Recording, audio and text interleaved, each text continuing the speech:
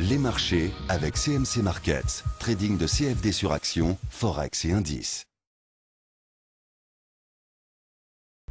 Bonsoir, c'est Seb du site atcac.fr. Voici la mise à jour pour l'analyse technique quotidienne du CFD France 40 faite en cours de séance le 21 février 2014 à 20h05. Cette analyse technique est réalisée pour CMC Markets.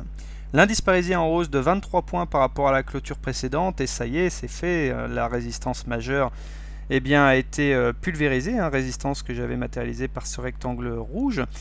Et résistance qui nous avait donné du fil à retordre depuis novembre 2013, mais nous sommes sur des niveaux qui n'ont pas été vus depuis septembre 2008, c'est-à-dire depuis la faillite de la banque Lehman Brothers, dont rappelez-vous on disait qu'elle était too big to fail, autrement dit trop grosse pour faire faillite, et c'est pourtant malheureusement ce qui est arrivé.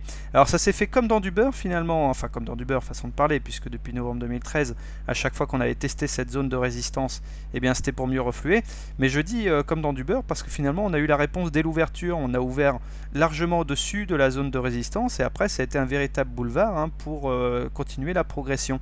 Donc c'est bien ce qui s'est passé parce que vous savez que quand on casse une zone de résistance, eh bien elle change de polarité pour devenir support.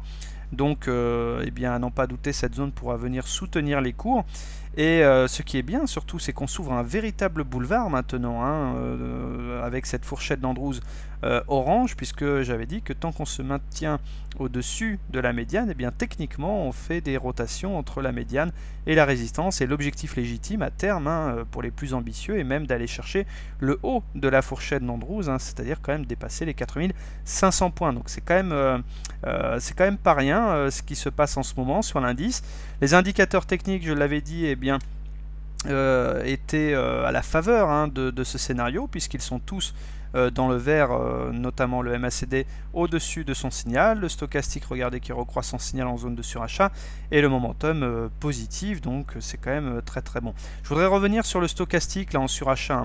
Rappelez-vous ce que je répète régulièrement, j'ai dit que beaucoup de personnes pensent que quand le stochastique est en surachat, ça veut dire que l'indice est trop acheté, et beaucoup malheureusement spéculent à la baisse dans ces conditions.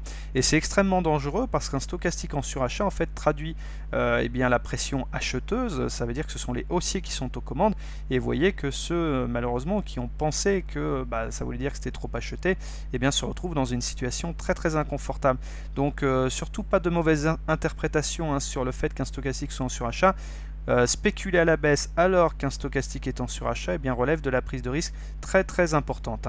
D'autant que, regardez, en plus on est en tendance haussière, on est au-dessus d'une moyenne mobile à 20 séances très croissante, on est au-dessus de la M7 qu'on n'a même pas eu besoin de solliciter sur cette séance contrairement aux séances précédentes. Donc là franchement c'est un boulevard qui s'ouvre pour l'indice. Il n'y a plus tellement de zones de résistance maintenant, avant justement la prochaine, le haut de la fourchette d'Andrews orange. Alors on verra si l'indice a la force d'aller très rapidement chercher cette zone ou si on va avoir de l'hésitation. En tout état de cause, il faut à tout prix se maintenir au-dessus de la zone de résistance maintenant qui devient support, parce que si jamais on réintègre par le bas, si on casse ici cette zone, malheureusement là le scénario serait quand même beaucoup moins joyeux. En tout cas, donc tendance haussière sur l'indice. Des indicateurs techniques tous au vert. On n'a pas fait de plus haut sur le stochastique alors qu'on en a fait sur les cours. Techniquement c'est une divergence baissière standard, mais maintenant regardez les niveaux du stochastique, c'est quand même très très difficile là de faire des plus hauts que les 96. Voilà, et puis en plus cette divergence baissière standard ne s'accompagne pas d'éléments négatifs sur les indicateurs ni au niveau graphique. Alors si vous êtes acheteur du CAC, soit vous achetez maintenant, soit vous jouez les supports, donc la zone de résistance qui change de polarité pour devenir support, c'est-à-dire vous pouvez éventuellement attendre un contact vers les 4354, la M7 en vert à 4339, et puis sur les mêmes niveaux quasiment, 8 points dessous, la médiane de la fourchette d'Andrews orange 4331. Tous les retracements de Fibonacci que j'ai modifiés pour tenir compte des plus hauts peuvent éventuellement donner les repères, et puis la M20 4242, elle est croissante, donc elle peut jouer un bon rôle de support si jamais on consolidait vers ces niveaux. Si vous êtes baissier sur l'indice, je vais rappeler les traditionnels messages de prudence. Vous tradez contre une tendance haussière en journalier, mais également en hebdo. Vous tradez contre des indicateurs techniques bien orientés, donc évidemment, c'est pas la situation la plus confortable. Bon, néanmoins, si le cœur vous en dit, soit vous shortez maintenant, soit vous attendez les zones de résistance à venir, c'est-à-dire tout simplement maintenant les 4495 points. Voilà, pas de repère particulier entre les deux, donc soyez très prudents si vous jouez la baisse, parce que franchement là, le CAC s'est ouvert un très joli chemin.